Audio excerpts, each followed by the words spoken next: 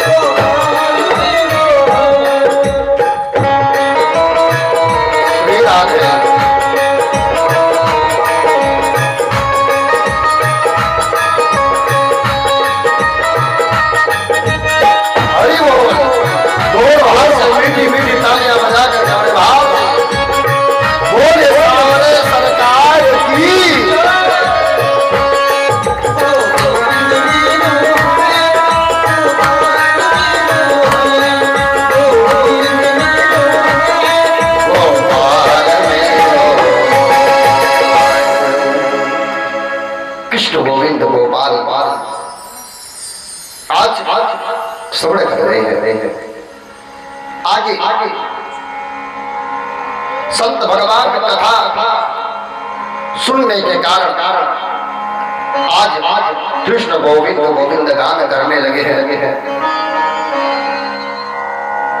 आगे आत्मदेव जी का चरित्र आता है। इस संबंध में मैं तुमको एक प्राचीन इतिहास श्रवण कराने जा रहा हूं। जस्याण मात्रेण आपहाने प्रजायते, का जिसके श्रवण मात्र से जीव के सारे पाप मिट जाते हैं। ऐसी पुरातन इतिहास हम तुम्हारे बीच में सुनाने जा रहे हैं। तुंगभद्रा नदी के किनारे एक नगर कुंदनपुर है। कुंदनपुर था जहां चारों वर्ण के लोग रहा करते थे। ब्राह्मण, क्षत्रिय, वैश्य, शूद्र, चारों वर्ण के लोग निवास किया करते थे। का एक आत्मदेव नामक ब्राह्मण है। आत्मदेव नाम के ब्राह्मण उस नगर में निवास करते हैं। आत्मदेव है कौन? भिक्षको वित्तवलो तत्प्रया धन स्मृता स्ववाक्या स्थापिका नित्यम सुंदरी सुकुलो भवा।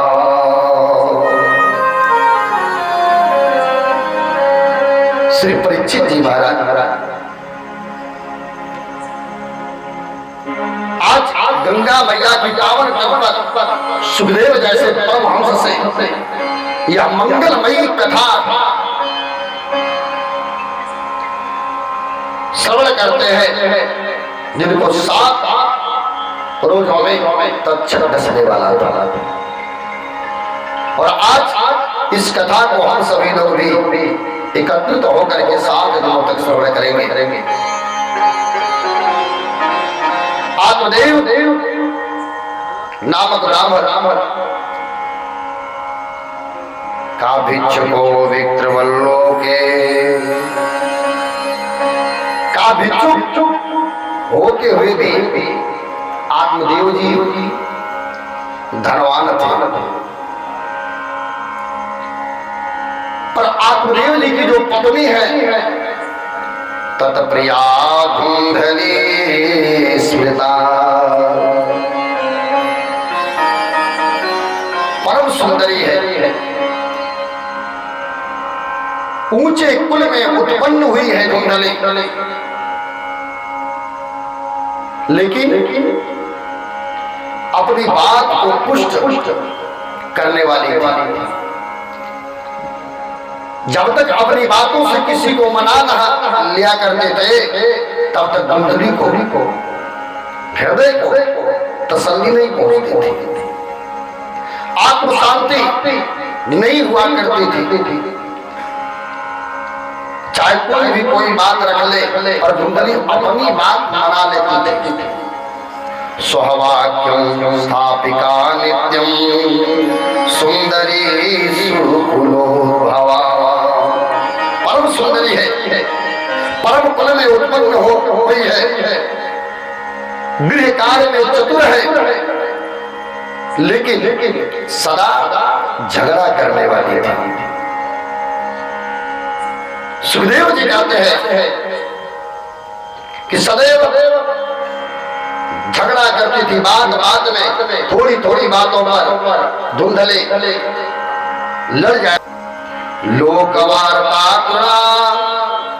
प्रयासो बहुजल्पिका सोराच गृहकृत सो कृपणा कलह प्रिया। आत्मदीप खड़कर्म निपुण विप्र हो, मंत्र तंत्र विशारद का आत्मदेव 6 कर्म करने वाले हैं, पर ये एक भी कर्म नहीं करती है। नित्य कलह जागृत किया करते थे। आत्मदेव जी नित्य 6 कर्म करने वाले थे। का 6 कर्म कौन कौन सा आत्मदेव जी महाराज किया करते थे, बताते हैं। का आज नित्य पहला कर्म है विद्या पढ़ना,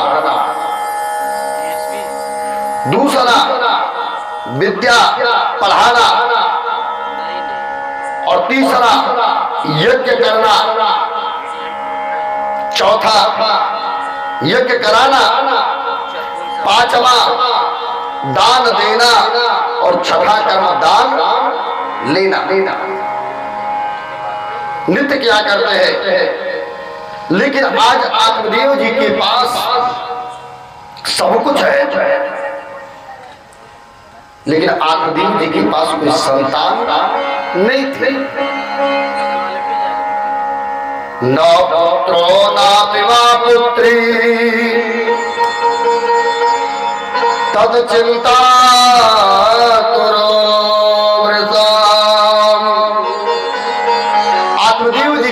ना तो पुत्र है ना पुत्री है, और यह चिंता आत्मदेव जी को दिन प्रतिदिन खाती चली जा रही है। पंडित जी नित्य दुखी रहा करते हैं। संतान प्राप्ति हेतु पंडित जी ने धर्म करना प्रारंभ कर दिया। अन्य भूमि गाय स्वर्ण दान देना प्रारंभ कर दिया। वस्त्र नित्य प्रति कंगाल गरीबी को दान देते रहते थे। लेकिन आज पुत्र नहीं है, क्योंकि किसी ने बड़ी सुंदर बात कहा है कि दाने न पाड़े तू कंकड़े न श्रोतो सुतम नये वन तो कुंडले न विभाति कायः करुणा परारा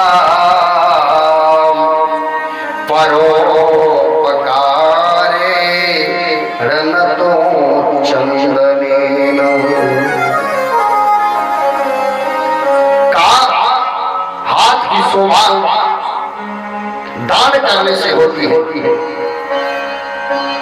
और आज ये काम की शोभा भगवान की मंगलमयी कथा सुनने से होती है।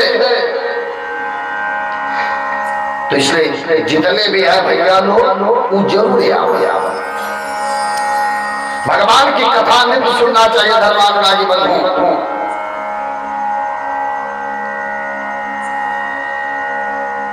क्योंकि हाथों की शोभा तो दान करने से होती है। आज आत्मदेव जैसा परम ज्ञानी सब कुछ दान कर रहे हैं, पर पुत्र नहीं हुआ। आत्मदेव पंडित जी ने खूब दान दिए, धार्मिक अनुष्ठान किए, कोई संतान नहीं हुई। तो एक दिन आत्मदेव जी महाराज दुखी होकर के जंगल का राह पकड़ देते हैं। एकदा सहतुज दुःखात् गृहत्यागं वनं गतः।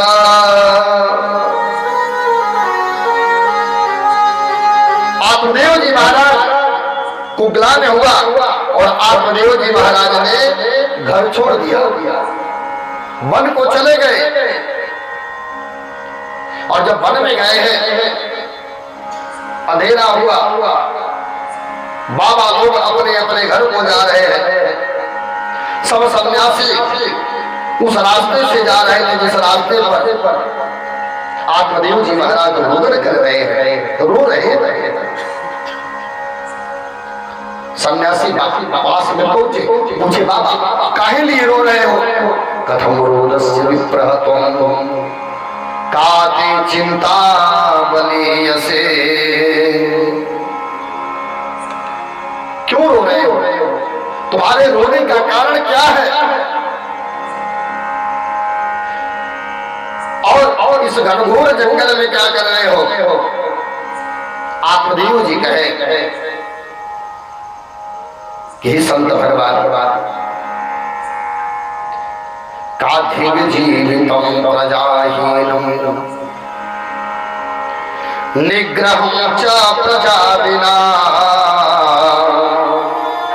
धिग धनम चानपत्यस्य धिग कुलम सततिं विना।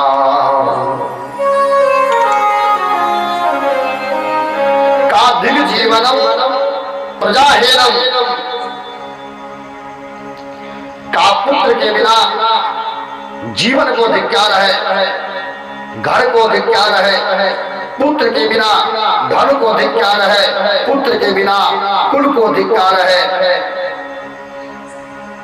हे मुनिराज, मेरी पत्नी के पुत्र होने के बाद तो सारी वृतांत संत भगवान के चरणों में आत्मदेव जी ने निवेदन किया है। मैं अपने हाथ से जिस वृक्ष को लगाता हूं वो वृक्ष भी सूख जाता है।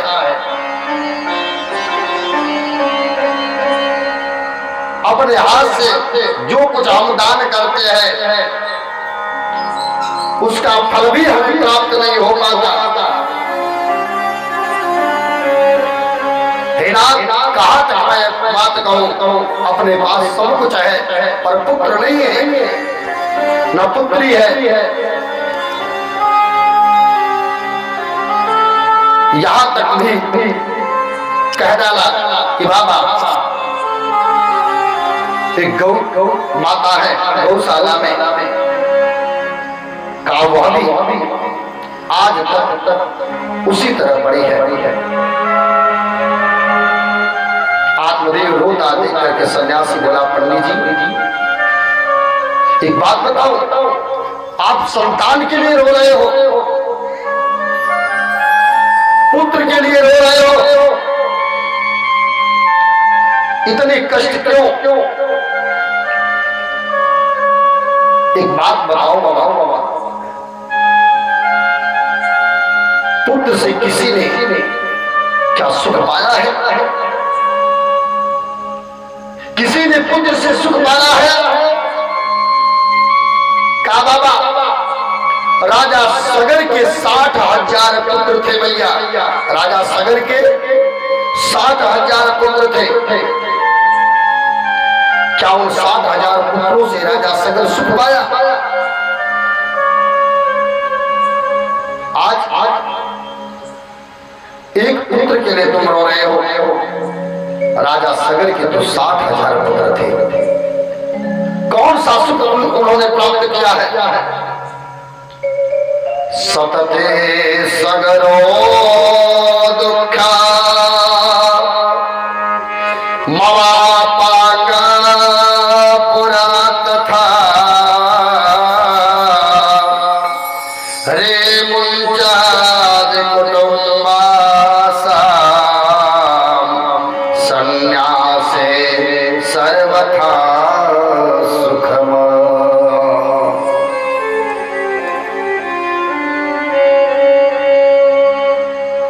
कंस से क्या सुख पाया? क्या बहुत से पुत्र वाले सगन में सुख क्या पाया? पुत्र से दुख ही दुख होते हैं। 3 प्रकार के पुत्र दुख पहला प्राप्त करता है व्यक्ति। पहला पुत्र पैदा ही ना हो। दूसरा पैदा होकर के मर जावे। तीसरा पैदा भी अगर हुआ मौजूद भी है परंतु वह पुत्र मूर्ख है। व्यक्ति प्राप्त कर करके दुख ही दुख प्राप्त करता है। हे ब्राह्मण देव, बुरे गांव का बसना, कुलहीन की सेवा, बुरा आहार, क्रोधी स्वभाव की पत्नी, मूर्ख पुत्र, विधवा कन्या, ये जो है 6 जीवन भर छाती को जलाती रहती है। और तुम पुत्र के लिए कह रहे हो। संतान 2 प्रकार की होती है।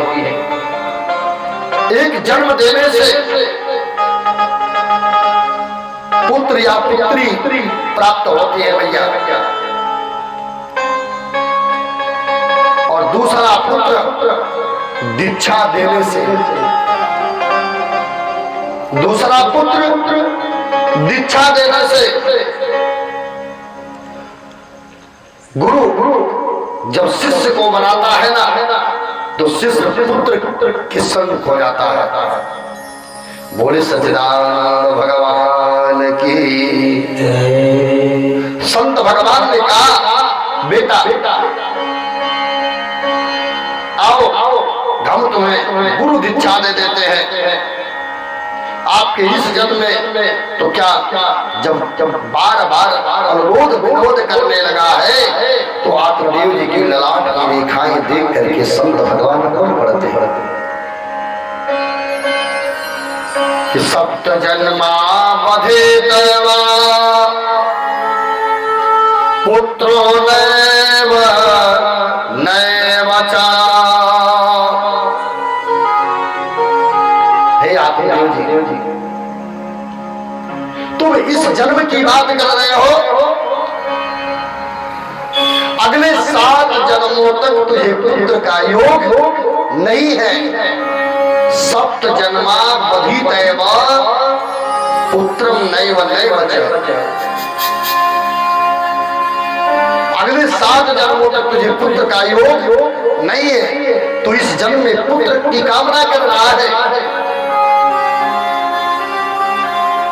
का मैं सभी धार्मिक ग्रंथ पढ़ चुका हूं, परंतु जाति और सामाजिक उत्पीड़न की पुत्रहीन हूं। अब सहा नहीं जा रहा है। मेरी ही क्या पुत्र न होने की पीड़ा तो महाराज दशरथ जी को भी हुई थी।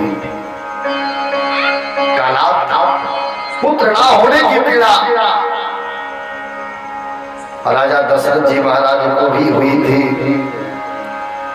और गोस्वामी बाबा कहते हैं एक बार भो पति मोहन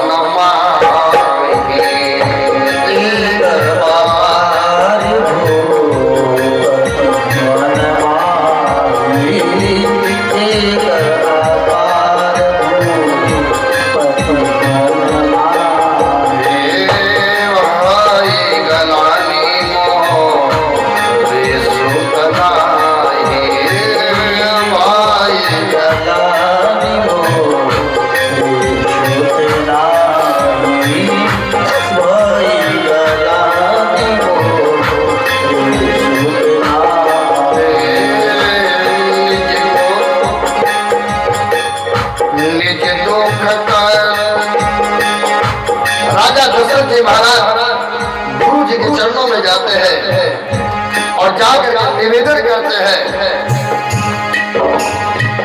निज दुख सुख सब गुरु ही सुनायो, निज दुख सुख सब गुरु ही सुनायो, निज दुख सुख सब गुरु ही सुनायो।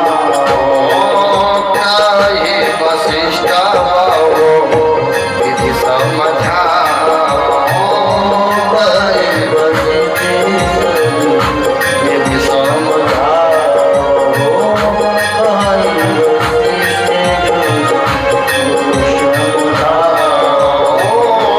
धरे है धीर हुए है सुख चारे, हरि धीर हुए वही सुख चारे, वही सुख चारे, त्रिभुवन विदित भगत भयहारी, त्रिभुवन विदित भगत भयहारी, त्रिभुवन विदित भगत भयहारी, त्रिभुवन विदित भगत भयहारी। हे नाथ, अतः यदि आप पुत्र प्राप्ति का वरदान आशीर्वाद दे सको तो दे दो, अन्यथा हे बाबा मुझे मरने से मत रोको। सन्यासी बोले आने बदीम, आप इतने अधीर मत हो। उगताए काम नसाए और धीरज काम बनाए, उत्काने से काम का नाश हो जाता है और धीरज अगर व्यक्ति रखता है तो काम बन जाता है। मनुष्य को वही धर्म स्वीकार करना चाहिए का जिससे अंततः भगवान की भक्ति हो सके। अतः आत्मदेव आप पुत्र के निमित्त इतनी प्रबल कामना मत मानो, आत्मदेव नहीं माने।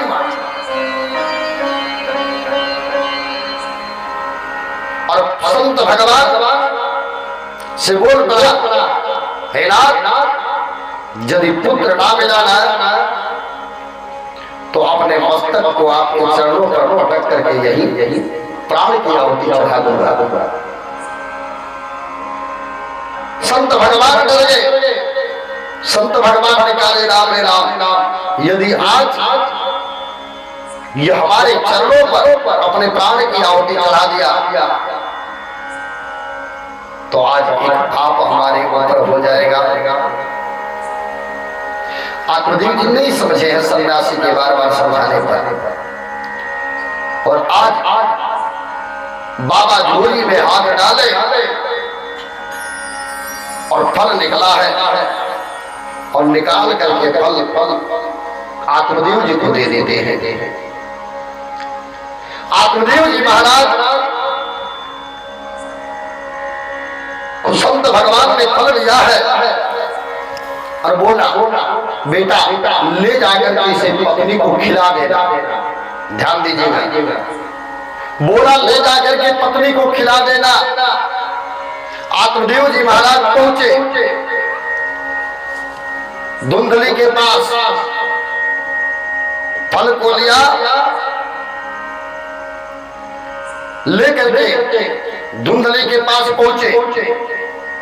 आत्मदेव अपने हाथों से फल धुंधली को दे रहे हैं। धुंधली अपने हाथों में फल को ली, ग्रहण करती है, और आत्मदेव जी महाराज फल को दिए और दे करके चले गए। धुंधली ने फल को ले लिया, लेकिन श्रद्धा नहीं थी, और बिना श्रद्धा के भगवान नहीं मिलते। लोग कहते हैं राम ही केवल प्रेम प्यारा, जान ले जही जान निहारा। राम जी प्रेम के भूखे हैं, कौन सा प्रेम होना चाहिए? गोस्वामी तुलसी बाबा कहते हैं निर्मल मन जाना सो मोहि पावा, मोहि कपट छल छेद भावा, मोहि कपट छल छेद भावा, मोहि कपट छल छेद भावा। भगवान कहते जिसका मन निर्मल है, साफ है, स्वच्छ है, सुंदर है, वही हमें प्राप्त कर सकता है, दूसरा कोई प्राप्त नहीं कर सकता है। माली का बिना श्राद्ध के यज्ञ, दान, तप, जो भी कार्य किया जाता है वह नश्वर हो जाता है, विनिष्ट हो जाता है, समाप्त हो जाता है। का जन्म और मरण पर का असत्य कहता हूं कि वह तो इस जन्म और मरने पर भी व्यर्थ हो जाता है। आत्मदेव की पत्नी धुंधले अश्रद्धा से उस फल को प्राप्त की है और उसी समय धर्मानुरागी बल्लभी धुंधली मैया की बहन आ जाती है।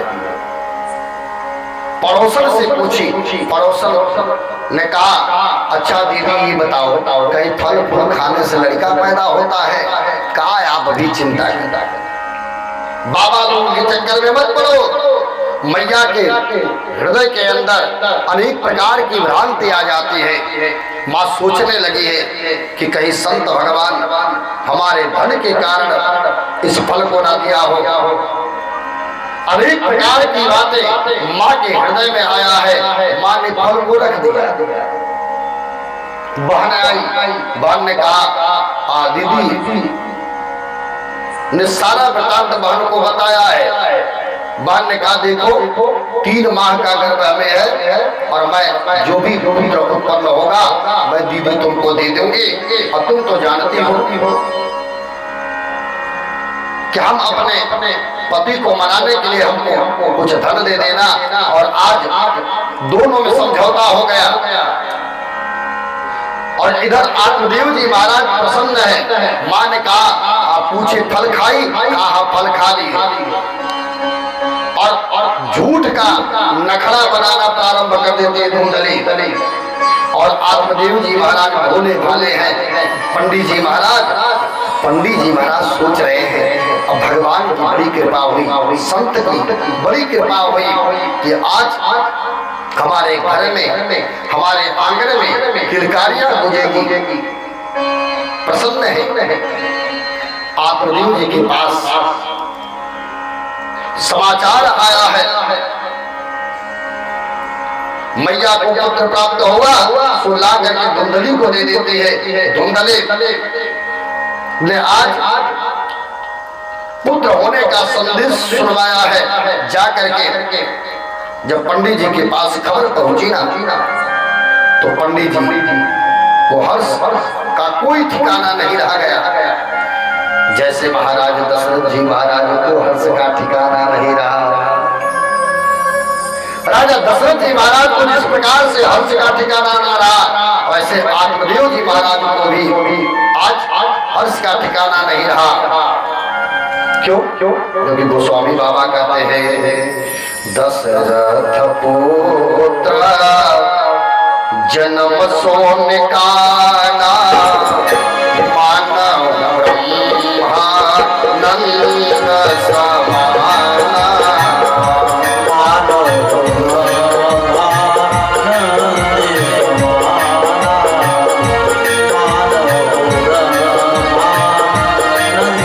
समाना, सर्वसदाना दिन सबका हो, सर्वसदाना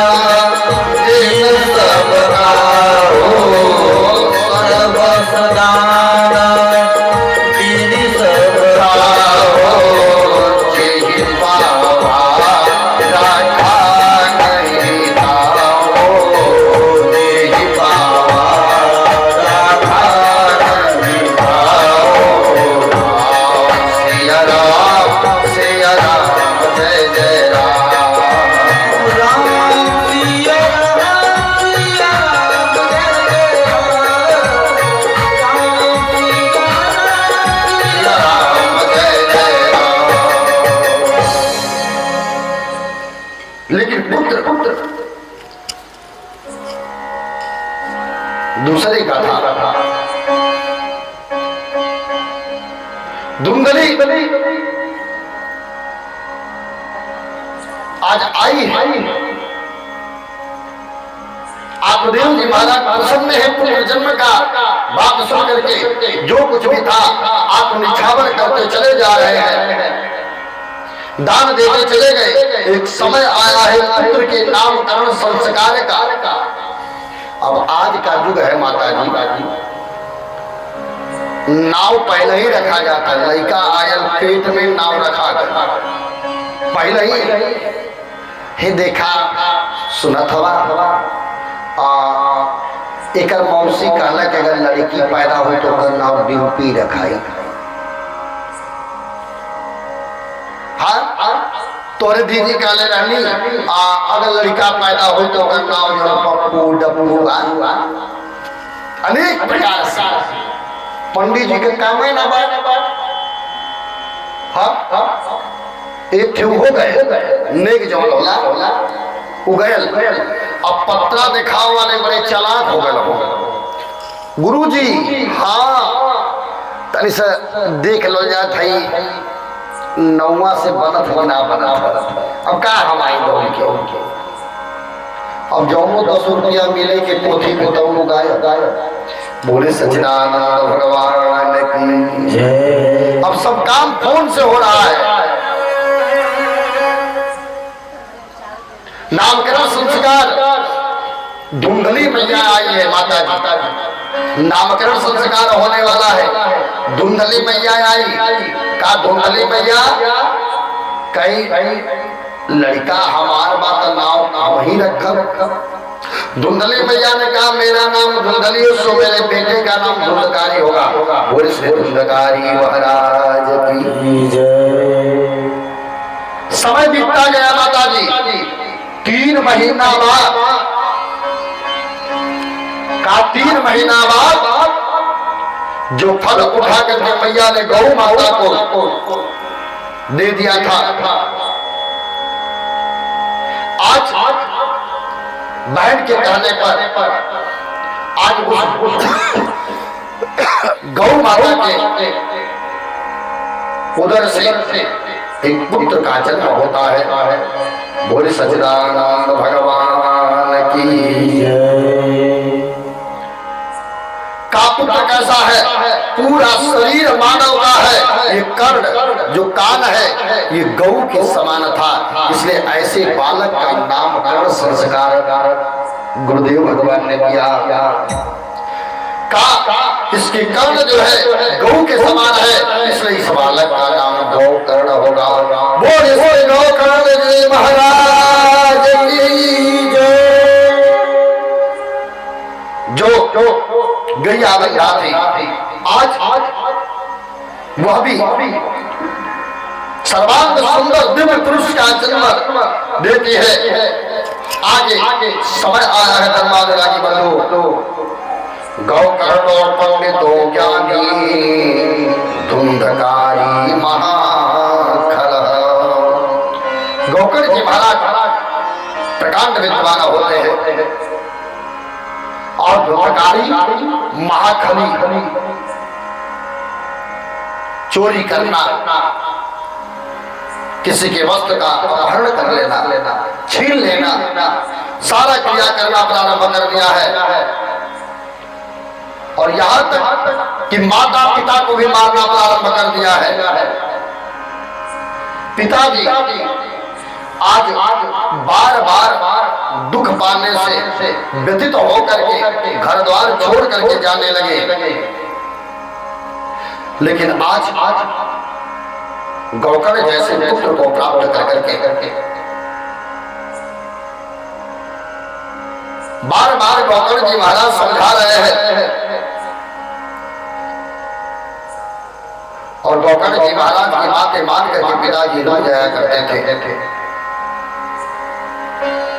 एक समय ऐसा आया है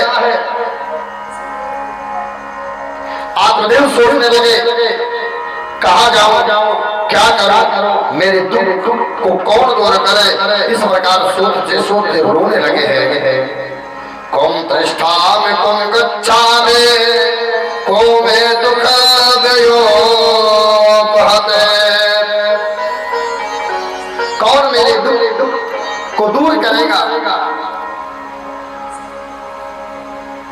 जीने से तो मरना ही अच्छा है। और आत्मदेव जी मरने के लिए चल पड़े हैं। पर आज बुद्धिमान गोकर्ण जी महाराज ने पिता को समझाया है, पिताजी संसार में जो भी प्राप्त होता है, स्त्री पुत्र परिवार पति बहन भाई आज सब जो है प्रारब्ध से ही प्राप्त होता है। धुंधकारी भी तो आपका पुत्र है। आत्मदेव बोले बेटा वह पुत्र नहीं, वह तो चांडाल है। चांडाल का चांडाल का जो माँ बाप की सेवा ना करे वो चांडाल है। और इसी बात को भगवान शिव जी ने शिवा से बताया है कि भगवती निशाचर कौन है, कि माँ तो पिता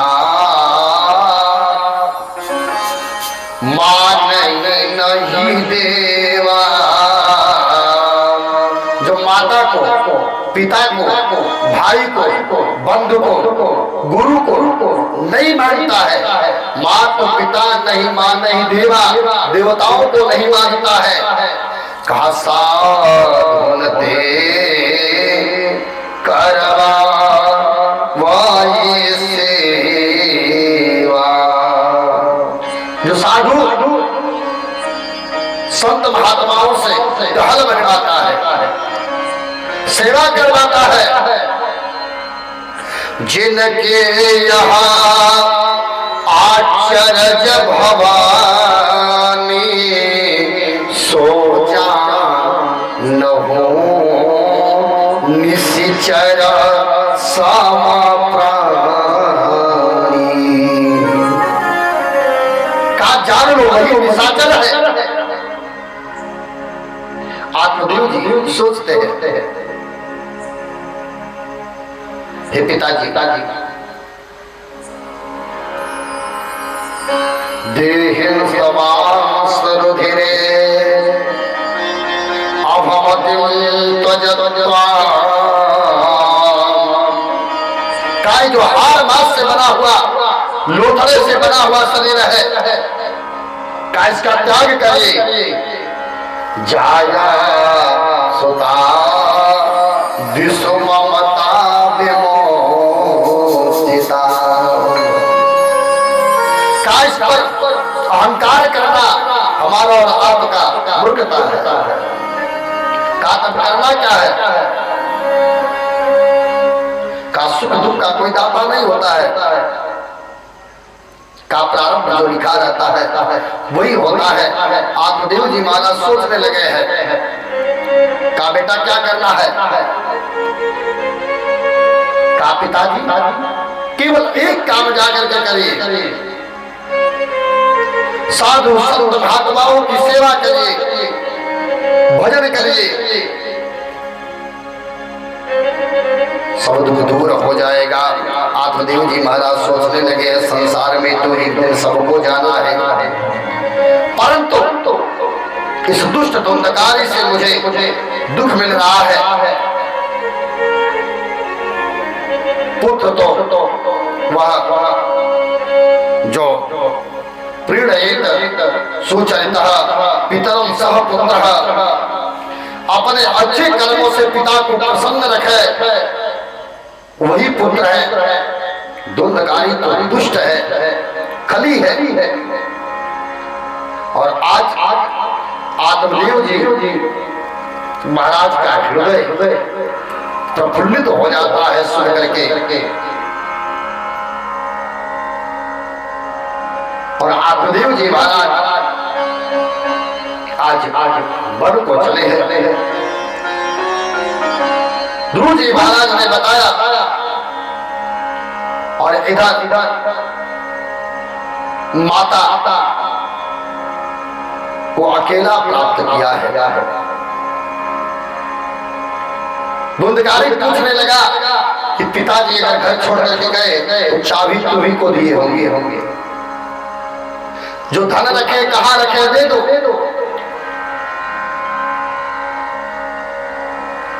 माँ ने कहा नहीं, मुझे कुछ भी जानकारी नहीं। जब ना मिला तो माँ को ही मारने लगा है।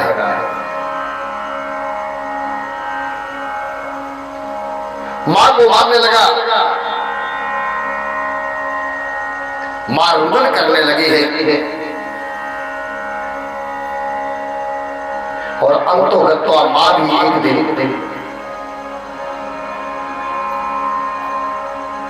रात्रि के अंधेरे में घर द्वार छोड़ करके माँ भी चल पड़ी है। माँ जब गई अंधता पशुओं में गिर करके प्राण की आहुति चढ़ा देती है। धुंधकारी की इस दुष्टता को देख करके आज गौकर्ण जी महाराज कह भैया एक बात कहनी है। धुंधकारी ने कहा कहो। कहा चातुर्मास लगा है और हम सोच रहे हैं कि थोड़ा चातुर्मास भ्रमण कर ले। और धुंधकारी ने कहा बड़ी सुंदर तुम्हारी सोच, जाओ जाओ। गौकर्ण जी महाराज आज चल पड़े हैं घर द्वार छोड़ करके।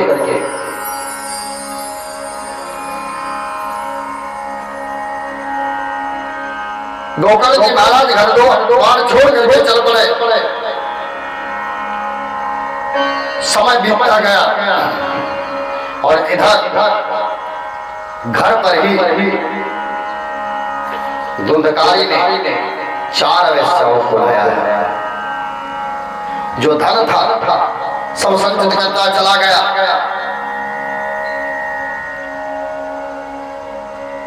काय आत्मदेव कौन है भैया? जो अपनी आत्मा को देव बना दे, जो अपनी आत्मा को देव बना दे वही आत्मदेव है। संसार जैसा कि हमारे अनुज ने बताया, संसरती की संसार खिसकता चला जा रहा है और हम पकड़ने का प्रयास कर रहे हैं। जितना हम इसको पकड़ना चाहते हैं माता जी ध्यान दीजिएगा। आज हमारे पास मड़ई था, भगवान ने महल बनवाया, कुटिया, और जब महल बना तो फिर आकांक्षा बढ़ गई। धीरे धीरे हमारी आकांक्षाएं बढ़ती चली जा रही है। तो का संसार को जितना हम पकड़ना चाहते हैं उतना ही हमसे दूर दूर भागता चला जाता है।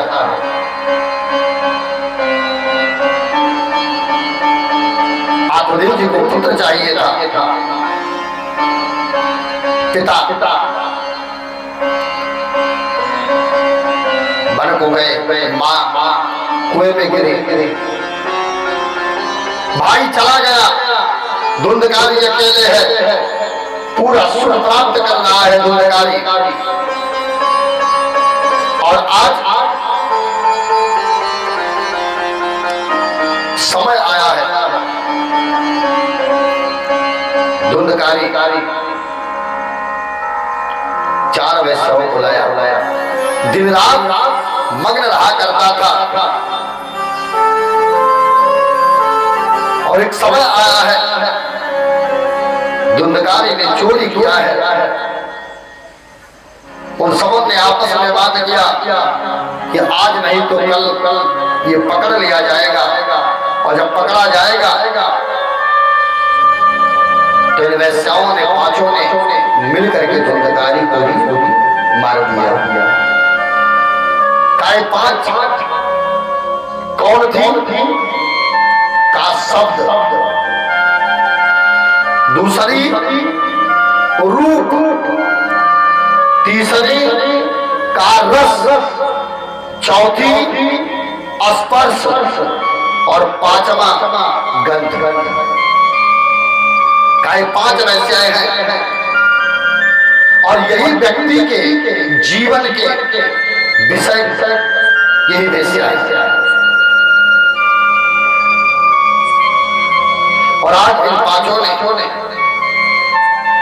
जिस प्रकार से मां के मुख में जलती हुई लुआठी केस पकड़ करके घसीटने का काम करता था धुंधकारी, आज ठीक उसी प्रकार से उन सबन ने भी धुंधकारी को पकड़ा और आंगन में लाकर के खाट में बांध दिया, खटिया दिया और जलती हुई लुआठी लेकर के आई और उसके मुख में डाल देती है।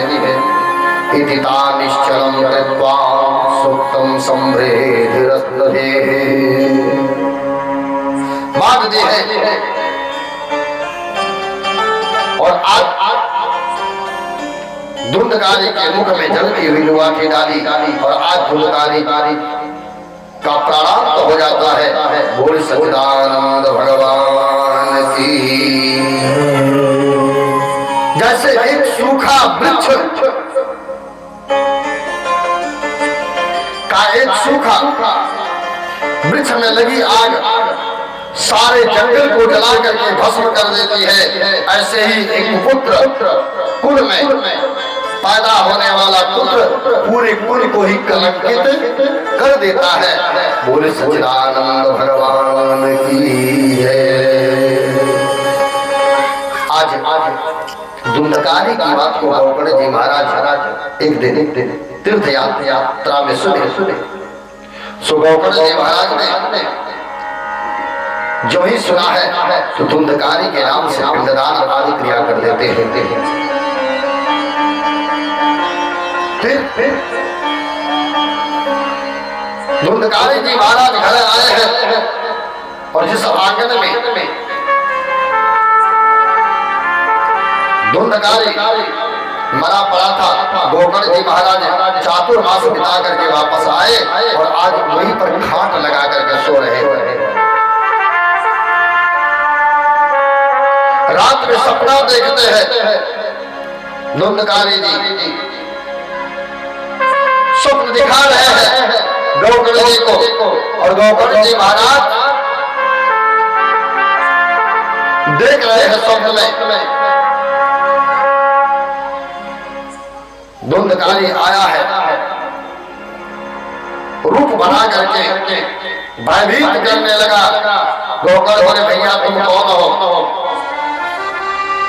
कभी भैंस का रूप बनाया है, कभी भयंकर रूप बना करके बोलना चाहता है पर बोल नहीं पाता है। गौकर्ण जी ने पूछा भैया तुम कौन हो?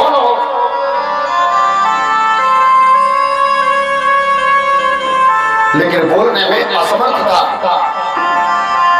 सो गौकर्ण जी महाराज ने कमंडलू से जल निकाला है और आज कमंडलू से जल निकाल करके गौकर्ण जी ने जल को हाथ में लिया और आज टोच कर करके जब डाले हैं मुंह पर तो आज गौकर्ण जी महाराज के इस प्रकार करने पर धुंधकारी बोल पड़ता है अहम भ्राता धुंधकारी नामत। भैया मैं आपका भाई धुंधकारी हूं। कार्य मैंने तो तुम्हारे उद्देश्य से श्राद्ध कर डाला। धुंधकारी ने कहा भैया का ऐसे एक नहीं 100 श्राद्ध कर डालो फिर भी हमारी मुक्ति होने वाली नहीं है। गया श्राद्ध सतेना पेर मुक्त में न भविष्यते उपाया परम कष्टित्वा विचारय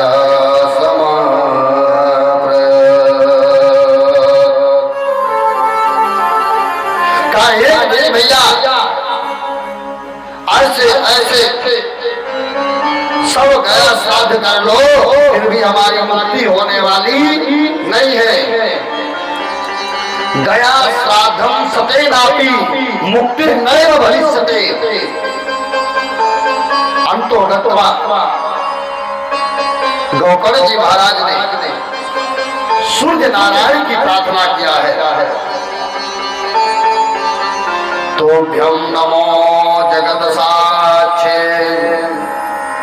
वहे में मुक्ति हेतुकम् श्रीमद् भागवतान मुक्ति सप्ताहं वाचनं कुरु। हाथ जोड़ के प्रार्थना किया है कि सूर्य नारायण आप के उदय होने से इस पृथ्वी का अंधकार प्रकाश में प्रदर्शित हो जाता है।